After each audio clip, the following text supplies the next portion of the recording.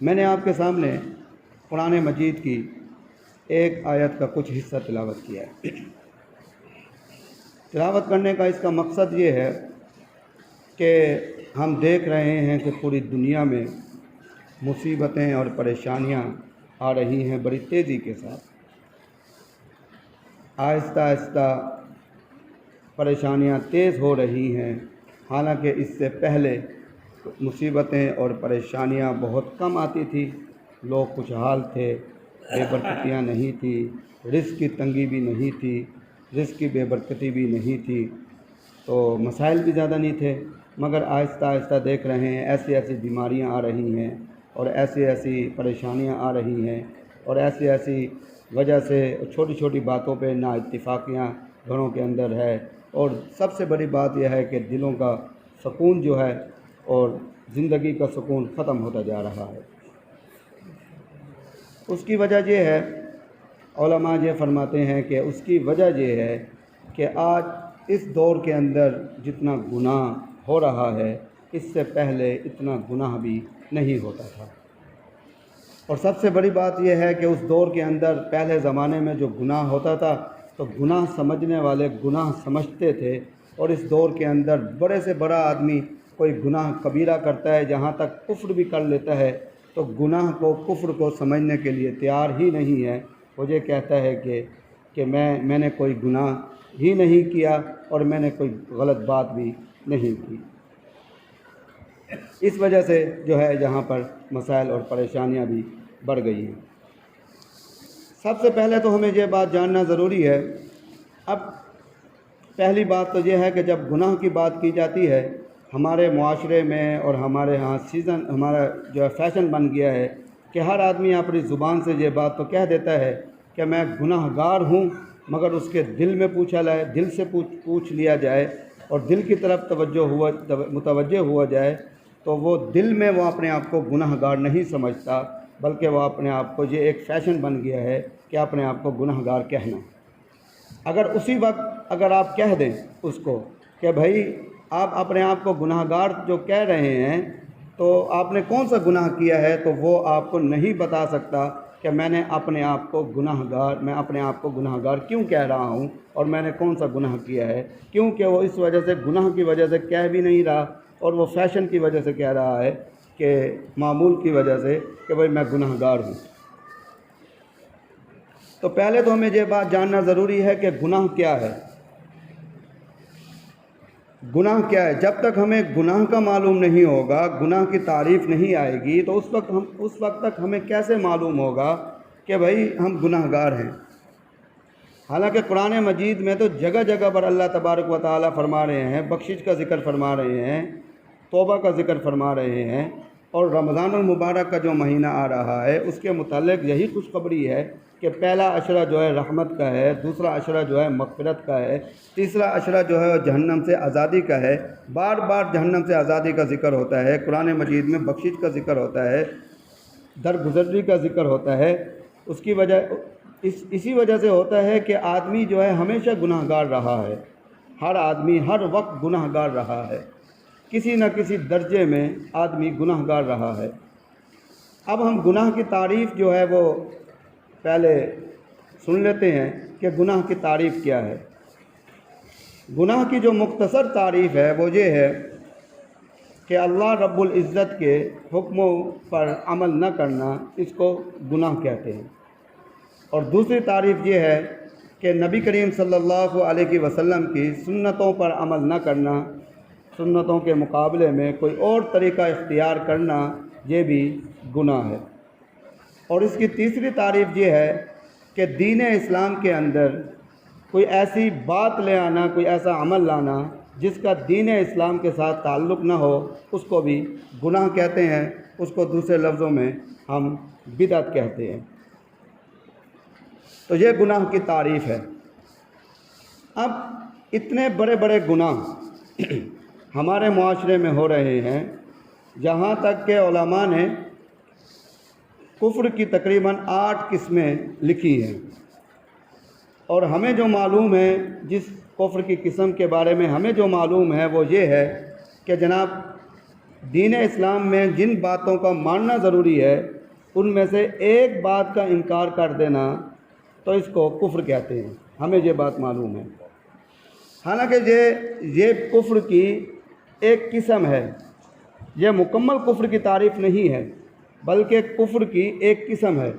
8 قسمیں جو علماء نے بیان فرمائی ہیں ان میں سے یہ ایک قسم ہے۔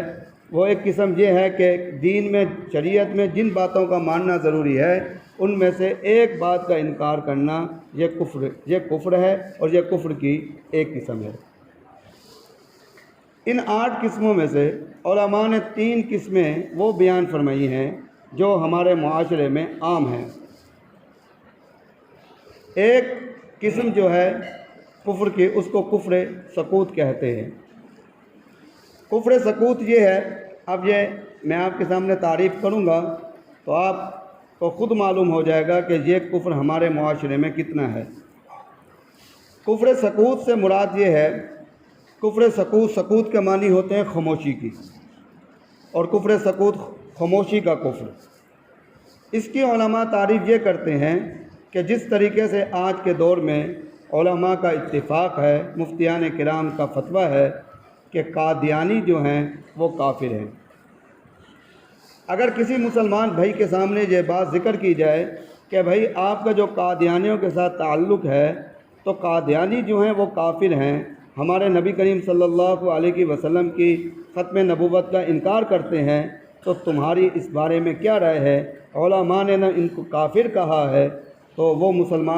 ہمارے مسلمان بھائی یہ کہتے ہیں تعلق کی وجہ سے کہ جناب نہ میں ان کو کافر کہتا ہوں نہ میں ان کو مسلمان کہتا ہوں، میں اس کے بارے میں سکوت اختیار کرتا ہوں۔ تو علماء کہتے ہیں کہ اس کو کفر سکوت کہتے ہیں۔ وہ کافر سمجھے نہ سمجھے، جو آدمی نہیں سمجھ رہا، خاموشی اختیار کر رہا ہے، وہ ایمان سے خالی ہو گیا ہے۔ تو کفر سکوت، اب دیکھیں ہمارے معاشرے میں اس طرح کی بہت ساری باتیں ہوتی ہیں کفر کے بارے میں، کوئی ایسی باتیں جن کا ماننا ضروری ہے اس کے بارے میں۔ یہ ایک مثال ہے، اسلام کے اندر جن باتوں کا ماننا ضروری ہے ان میں سے کسی بات پر سکوت اختیار کرنا، اس کو کفر سکوت کہتے ہیں۔ دوسری چیز کفر کی جو ہمارے ہاں بڑی عام ہے وہ ہے کفر استہزاء۔ آپ دیکھیں گے اپنے معاشرے میں، اور کبھی کبھار ہم بھی اپنے زبان سے اس کفر کا اظہار کر لیتے ہیں، اللہ تبارک و تعالیٰ معاف فرمائے۔ تو اس کو کہتے ہیں کفر استہزاء۔ کفر استہزاء یہ ہے کہ دین کے کسی بات کا مذاق اڑانا، اس کو کفر استہزاء کہتے ہیں۔ ہم مذاق کرتے ہیں دین کے بارے میں، ہمارا مقصد یہ ہوتا ہے کہ 4 آدمی بیٹھے ہیں، 2 آدمی بیٹھے ہیں، یہ ہنس پڑے ہماری بات سے، مگر ہم خیال نہیں کرتے کہ ہم دین پہ کے کسی بات کا، ایسی بات کا مذاق اڑا رہے ہیں کہ جس کے مذاق اڑانے سے آدمی ایمان سے خالی ہو جاتا ہے۔ تو مثال کے طور پر اب یہ ہے کہ ایک آدمی داڑھی رکھتا ہے اور اس کے مقابلے میں ایک آدمی وہ ہے جو داڑھی نہیں رکھتا۔ علماء نے لکھا ہے کہ داڑھی نہ رکھنے والا فاسق ہے، فاجر ہے، یہاں تک ہے، مگر علماء نے اس داڑھی نہ رکھنے والے کو کافر نہیں لکھا۔ اس کے مقابلے میں ایک آدمی وہ ہے جس نے داڑھی تو رکھی ہوئی ہے مگر داڑھی کا مذاق بھی اڑاتا ہے۔ علماء یہ کہتے ہیں کہ اگرچہ اس نے داڑھی رکھی ہوئی ہے، سنت رسول رکھی ہوئی ہے، مگر وہ اس داڑھی کا مذاق اڑاتا ہے، داڑھی رکھنے کے باوجود بھی وہ ایمان سے خالی ہو جاتا ہے۔ اس کو کفر استہزاء کہتے ہیں۔ اب یہ اتنا بڑا گناہ ہے کہ آدمی اگر اس کو اختیار کر لے تو آدمی ایمان سے بھی خالی ہو جاتا ہے۔ اب ہمارے معاشرے میں یہ عام ہے کہ آپ دیکھیں گے مولویوں پر مذاق اڑایا جاتا ہے، دین پر مذاق اڑایا جاتا ہے، کبھی کبھار لطیفے سنائے جاتے ہیں دین کے بارے میں، اور ہم احتیاط نہیں کرتے کہ بھئی ہم جو لطیفے سنا رہے ہیں دین پر۔ اسی طرح علماء فقہاء کرام نے لکھا ہے کہ نبی کریم صلی اللہ علیہ وسلم کی سنت کو تحقیر کرنے والا، تحقیر سمجھنے والا، فرمایا کہ وہ بھی اسلام سے خارج ہو جاتا ہے۔ اب کفر کی یہ 2 قسمیں میں نے آپ کے سامنے بیان کی۔ تیسری قسم جس کو کفر مفاد کہتے ہیں۔ کفر مفاد یہ ہے کہ جس کے معنی یہ ہیں کہ مفاد کے معنی یہ ہیں مطلب، اپنے فائدے کے لیے کچھ اختیار کر لینا، اس کو کفر مفاد کہتے ہیں۔ اس کی تشریح علماء یوں کرتے ہیں، فرمایا کہ ایک آدمی نے اگر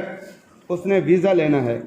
اکثر ہم دیکھتے ہیں کہ غیر ملکی ویزے جو ہیں وہ مرزائیوں کو بہت جلدی مل جاتے ہیں، قادیانیوں کو بہت جلدی مل جاتی ہیں۔ کچھ دن پہلے ایک ساتھی بتلا رہے تھے کہ ہم نے وہ ویزا لینے کے لیے ہم گئے تو ہم لائن میں کھڑے تھے اور انہوں نے ان لوگوں کو بلایا جو قادیانی تھے، ان کو انہوں نے جلدی ویزا دے دیا اور ہم لائن میں کھڑے رہے تو ہمارا ویزا جو ہے بڑی دیر سے اور بڑے دنوں کے بعد ہمارا ویزا لگا، بڑی تصدیق کے بعد، بڑی انکوائری کے بعد جو ہے انہوں نے ہمارا ویزا لگایا، اور کسی ساتھی کا لگا، کسی ساتھی کا نہیں لگا۔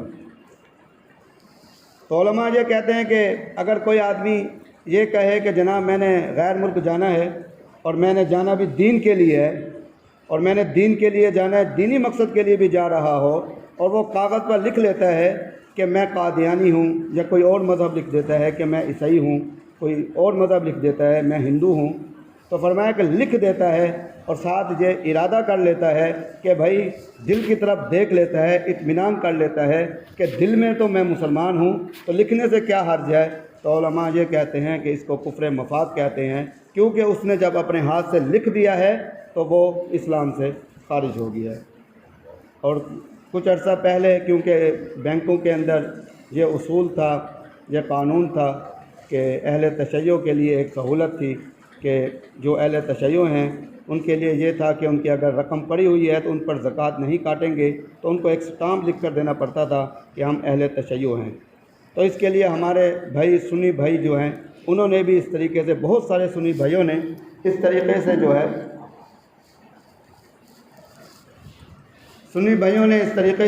بہت سارے سنی بھائیوں نے اس طریقے سے فارم پر دستخط کر کے دیے اپنی رقم بچانے کے لیے کہ اہل تشیع ہیں ہم۔ تو اس وجہ سے جو ہے وہ، تو علماء کہتے ہیں کہ پھر دوبارہ ان کو معلوم ہوا تو انہوں نے پھر دوبارہ ان کو کلمہ پڑھایا گیا۔ تو اگر یہ کفر اختیار کر لیا جائے تو یہ اتنا بڑا گناہ ہے کہ آدمی اسلام سے خارج ہو جاتا ہے، کہ علماء فرماتے ہیں کہ جب دوبارہ، ایک تو اس کو کلمے کی تجدید کرنی چاہیے، دوبارہ کلمہ پڑھنا چاہیے، اگر وہ نکاح ہوا ہے تو وہ نکاح کی بھی تجدید کرے۔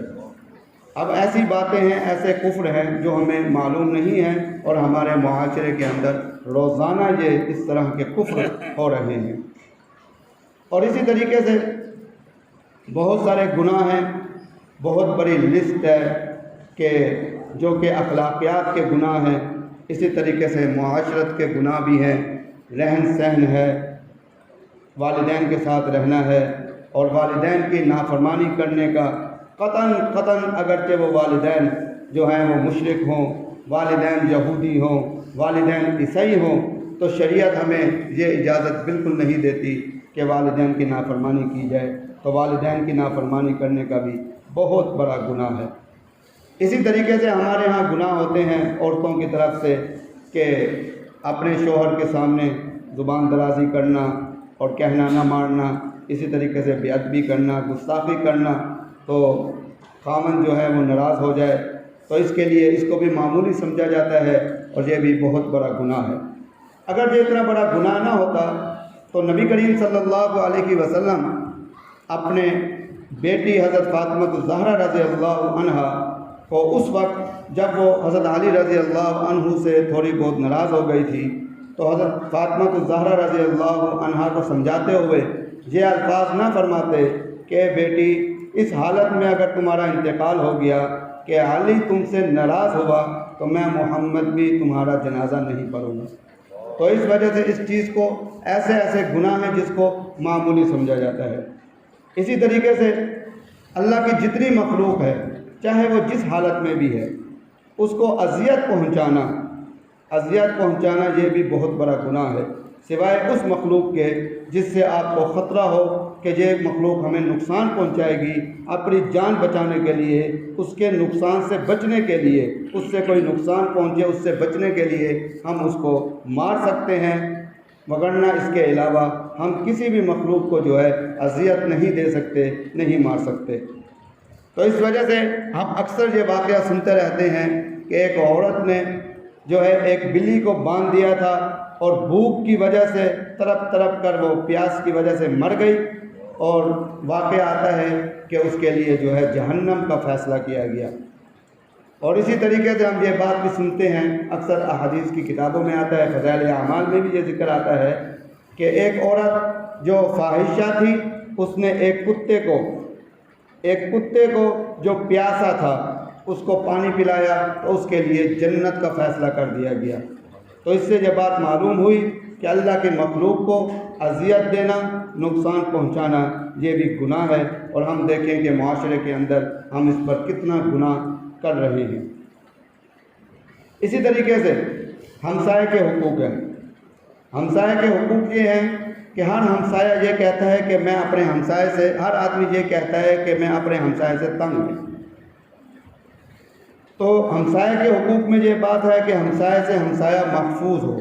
اس کو کوئی پریشانی اس کی طرف سے نہ ملے۔ تو یہ اس کے لیے بھی بہت بڑا گناہ ہے کہ کسی شخص سے اس کا ہمسایہ تنگ ہو۔ اسی طریقے سے صلہ رحمی ہے۔ صلہ رحمی یہ ہے کہ خاندان کے ساتھ، برادری کے ساتھ اچھا تعلق رکھنا، یہ اس کو صلہ رحمی کہتے ہیں۔ تو صلہ رحمی کے لیے، اس کی وضاحت کے لیے یہ بات یاد رکھیں کہ ایک صحابی رسول صلی اللہ علیہ وسلم نے نبی کریم صلی اللہ علیہ وسلم سے پوچھا کہ حضرت کہ میرے رشتہ دار ہیں،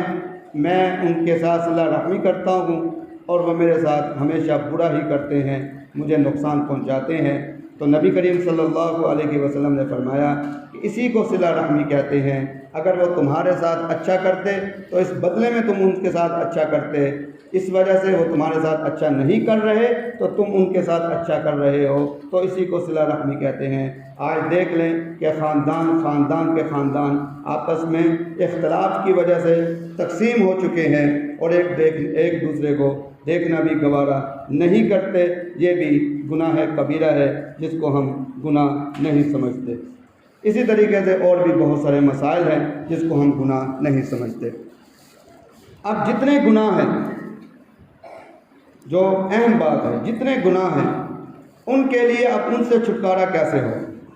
اس کے لیے علماء یہ کہتے ہیں کہ گناہ جو ہیں دو قسم کے ہیں۔ ایک گناہ وہ ہیں جو حقوق اللہ میں آتے ہیں، اور ایک گناہ وہ ہے جو حقوق العباد میں آتے ہیں۔ حقوق اللہ کے حقوق میں، حقوق العباد، عباد جو ہے وہ بندوں کا جمع ہے، عبد کا جمع ہے، تو اس سے معنی یہ ہے کہ بندوں کا حقوق۔ اب جو حقوق اللہ ہے ان کے لیے علماء یہ فرماتے ہیں، ان کے لیے 3 شرطیں ہیں معافی کی۔ پہلی شرط یہ ہے کہ جو اللہ کے حقوق ہیں، تو جن کا تعلق صرف اللہ کے ساتھ ہے، اس کے لیے علماء یہ فرماتے ہیں کہ جب آدمی توبہ کرے تو سب سے پہلے جو گناہ ہے اس گناہ سے اپنے آپ کو دور کر لے۔ اس کے لیے توبہ کے لیے یہ بات ضروری ہے۔ دوسری بات یہ فرمائی کہ اس گناہ سے نادم اور شرمندہ بھی ہو،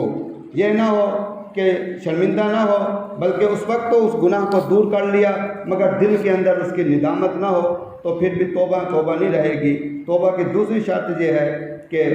جو ہے وہ ندامت ہو اس گناہ پر۔ تیسری شرط یہ ہے کہ اس کے ساتھ ساتھ عزم بھی ہو کہ آئندہ میں اس گناہ کو نہیں کروں گا۔ اور اس پر ایک اشکال پیدا ہوتا ہے کہ جناب اگر یہ بات، آخری جو بات ہے اس گناہ کو نہیں کروں گا، میں تو اتنا کمزور ہوں کہ میں اس کی گارنٹی نہیں دے سکتا کہ میں اس گناہ کو دوبارہ نہیں کروں گا، تو اس وجہ سے میں توبہ بھی نہیں کرتا۔ اس کے لیے علماء لکھتے ہیں کہ اگر آدمی گناہوں پر اصرار نہ کرے اور جس وقت وہ گناہوں سے توبہ کر رہا ہو،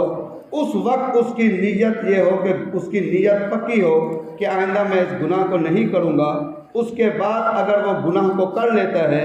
فرمایا کہ وہ اصرار میں نہیں آئے گا، اس کے بعد اس کی توبہ مکمل ہو جائے گی۔ جب وہ دوبارہ کرے تو پھر توبہ کر لے تو وہ اصرار میں یہ گناہ نہیں آئے گا۔ اس پر حضرت مولانا اشرف علی تھانوی رحمۃ اللہ علیہ نے بڑی عجیب بات فرمائی۔ مولانا اشرف علی تھانوی رحمۃ اللہ علیہ نے بڑی عجیب بات فرمائی۔ آپ نے فرمایا کہ جو آدمی یہ بات کہتے ہیں کہ جناب ہم تو اتنے گناہ گار ہیں، گناہوں کے دلدل میں اتنے پھنس چکے ہیں کہ ہمیں معلوم ہی نہیں ہے کہ ہم اللہ سے توبہ کریں، معلوم نہیں کہ اللہ ہماری توبہ بھی قبول فرمائیں گے یا نہیں فرمائیں گے، تو حضرت مولانا اشرف علی تھانوی رحمۃ اللہ علیہ فرماتے ہیں کہ ظاہراً اگر دیکھا جائے تو وہ آدمی یہ بات کہہ کر عاجزی اختیار کر رہا ہے، مگر اس پر غور کیا جائے تو وہ آدمی تکبر کے اندر مبتلا ہے۔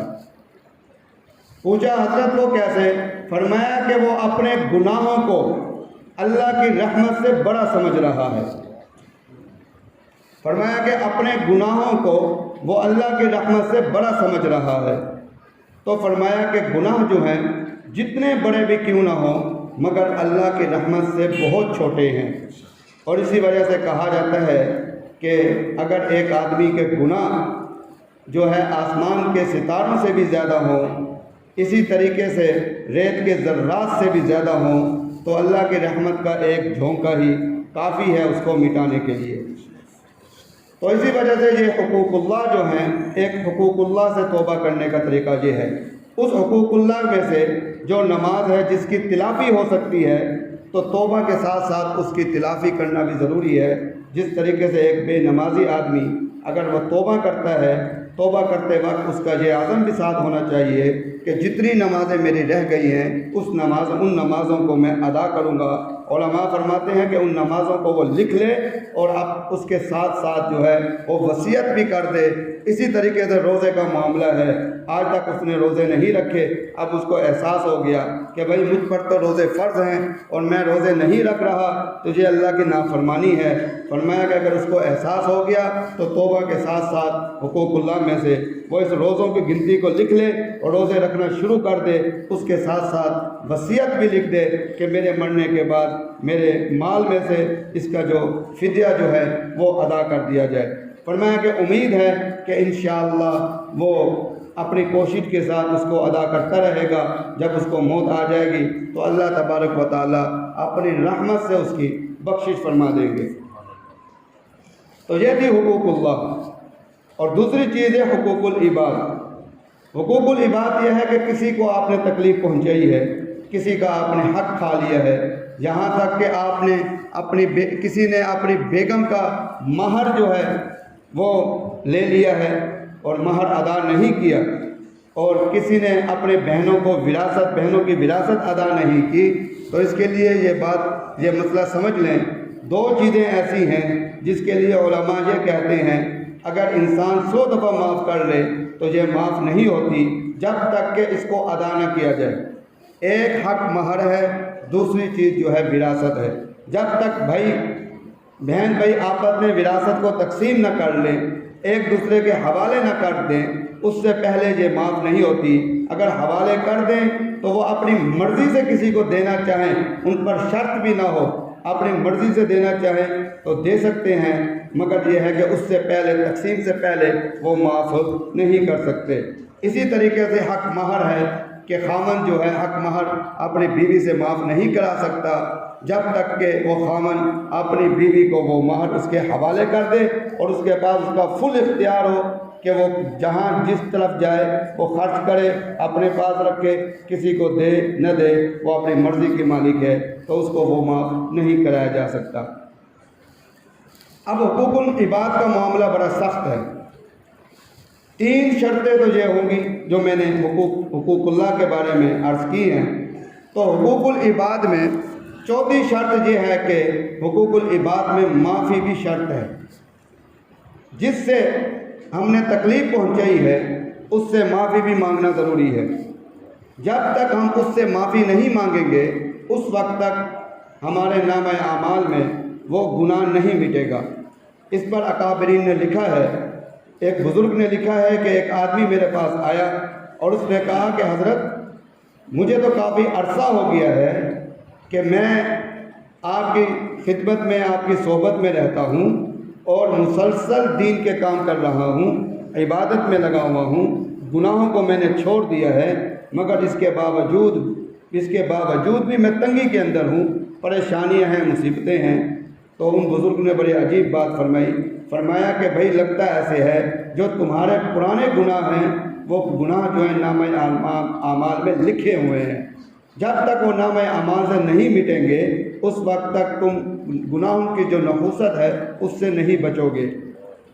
تو ان کو پھر خیال آیا اور توجہ کی انہوں نے، پھر ان کو معلوم ہوا کیونکہ جو حقوق العباد کا معاملہ ہے اس کے اندر معافی مانگنا ضروری ہے۔ جب تک آدمی معافی نہیں مانگے گا اس وقت تک حقوق العباد ادا نہیں ہوں گے۔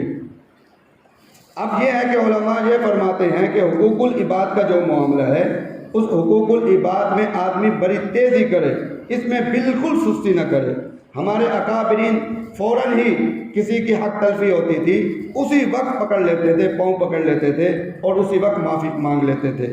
کیوں؟ اس وجہ سے علماء نے بڑی عجیب بات لکھی ہے، فرمایا کہ اگر اس کی زندگی کے اندر تم نے اس سے معاف نہ کرایا تو پھر قیامت والے دن تم جتنا بھی واسطہ دے دو گے وہ تمہیں معاف نہیں کرے گا۔ تو اسی وجہ سے حدیث شریف میں ایک واقعہ آتا ہے کہ ایک آدمی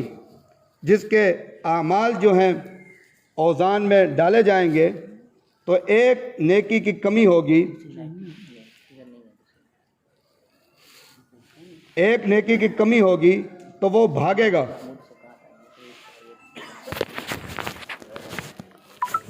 ایک نیکی کی کمی ہوگی تو وہ بھاگے گا اپنی والدہ کی طرف، ماں کی طرف بھاگے گا، تو ماں بھی اس کو جواب دے دے گی، وہ یہ کہے گی کہ مجھے تو خود نیکیوں کی ضرورت ہے، میں تمہیں ایک نیکی نہیں دے سکتا۔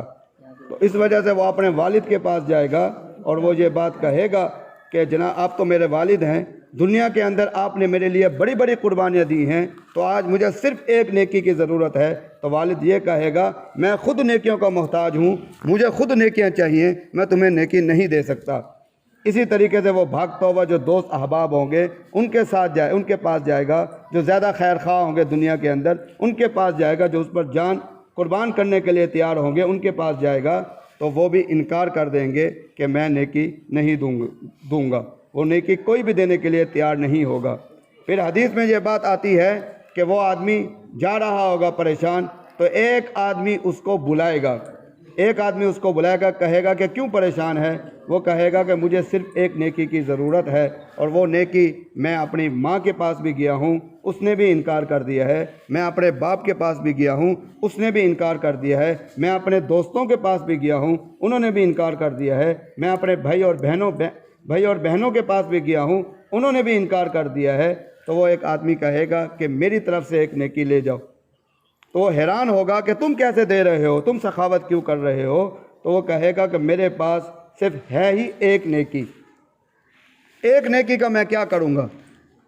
میں نے تو ویسے ہی نہیں بخشا جانا، میرے پاس صرف ایک نیکی ہے۔ تو وہ نیکی اس کو دے دے گا، جب اس کو دے دے گا تو وہ نیکی فرشتے ڈالیں گے پلڑے میں، اس کی نیکیوں کا پلڑا بھاری ہو جائے گا، تو اس کی طرف سے فیصلہ ہو جائے گا کہ اس کو جنت میں بھیجا جائے، داخل کر دیا جائے، اور ساتھ اس کو بھی داخل کر دیا جائے جس نے اس کو ایک نیکی دی ہے۔ تو یہ بہت بڑی بات ہے۔ تو بتلانا یہ ہے کہ اگر ہمارے پاس ایک نیکی بھی وہاں نہیں ہوگی تو کوئی آدمی ہمیں نیکی دینے کے لیے تیار نہیں ہوگا۔ یہ تو ایک طریقہ ہے اللہ تبارک و تعالیٰ جس کو بخشنا چاہیں گے اس کے ساتھ یہ عمل ہو جائے گا۔ معلوم نہیں کہ ہم ایسے موڑ پہ وہاں پکڑے جائیں، ایسے موڑ کے اندر مبتلا ہو جائیں کہ ہمیں وہاں کوئی ایسا آدمی ملے بھی نہ، ہم کہاں سے ڈھونڈیں گے کہ ہمارے اگر پلڑے کے اندر ایک نیکی جو ہے کم ہوگی۔ اور دوسری بات حقوق العباد کے متعلق علماء نے لکھی ہے کہ حقوق العباد ایسا گناہ ہے کہ اس سے قیامت والے دن ایک آدمی آئے گا اس کے نامہ اعمال میں نیکیاں ہی نیکیاں ہوں گی، مگر حقوق العباد کے گناہ اتنے ہوں گے کہ ان گناہوں کی وجہ سے وہ ہر کسی کو اس کے بدلے میں نیکیاں ادا کرے گا۔ اگر وہ دنیا کے اندر معافی مانگ لیتا تو اس کی یہ نیکیاں محفوظ ہو جاتی، یہ کرنسی محفوظ ہو جاتی، مگر وہ محفوظ نہ کر سکا دنیا کے اندر، اس وجہ سے اس کو یہ کرنسی، اس وقت کی جو کرنسی ہوگی نیکیاں، وہ ادا کرنی پڑے گی۔ ادا کرے گا تو اس کے بدلے میں اس کے نامہ اعمال میں گناہ ختم ہو جائیں گے، اور جو نیکیاں ختم ہو جائیں گی وہ نامہ اعمال گناہوں سے بھر جائے گا۔ جب گناہوں سے بھر جائے گا تو اس وقت افسوس کرے گا کہ کاش میں دنیا کے اندر یہ نیکی کو محفوظ کر لیتا، حقوق العباد جو میرے ذمہ رہ گئے ہیں ان کو ادا کر لیتا، اگر ادا نہیں کر سکتا تھا تو اس کی میں معافی مانگ لیتا، تو آج یہ نیکیاں میری محفوظ ہو جاتی۔ تو ہم جو ہے بات کرنے کا مقصد یہ ہے، ہم جو ہے وہ حقوق اللہ اور حقوق العباد جو گناہ ہیں اس کا ہم احتیاط نہیں کرتے۔ ان گناہوں کا ہم احتیاط کریں گے، اس کو احتیاط یہ ہے، ایک تو اس کی تلافی کریں، دوسرا یہ ہے حقوق العباد کا خیال کریں، اور تیسری بات یہ ہے کہ ہر